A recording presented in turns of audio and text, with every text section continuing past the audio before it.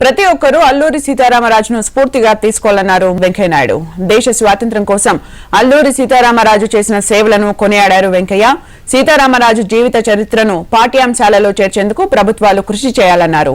పశ్చిమ గోదావరి జిల్లా భీమవరంలోని అల్లూరి సీతారామరాజు కాంస్య విగ్రహానికి పూలమాలలు వేసి నివాళులర్పించాడు వెంకయ్యనాయుడు.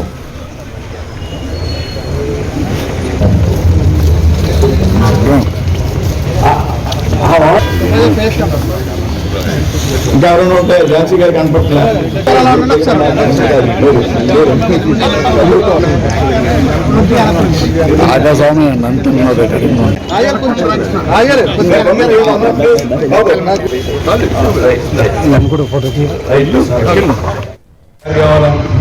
ఎందుకు ఒకటి ఓడించడానికి కాదు, మనల్ని మనం కాపాడుతాం, ఇతరులకు ఆదర్శంగా ఉండడం.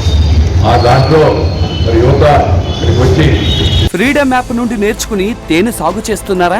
అలాగైతే మీ తేనెని 1 కోటి కంటే ఎక్కువగా ఉన్న ఫ్రీడమ్ యాప్ వినియోగదారులకు ఎటువంటి ఖర్చు లేకుండా అమ్మచ్చు. సేవా కేంద్రాన్ని సందర్శించి స్ఫూర్తి పొంది, అలాగే విగ్రహాన్ని సందర్శించి స్ఫూర్తి పొంది తిరిగి వెళ్ళి మన పంచాయతీ జీవితంలో తమ రంగాల్లో ఆ యొక్క ఉత్సాహంతో పనిచేయాలని యువతకంతా నేను కోరుతున్నాను.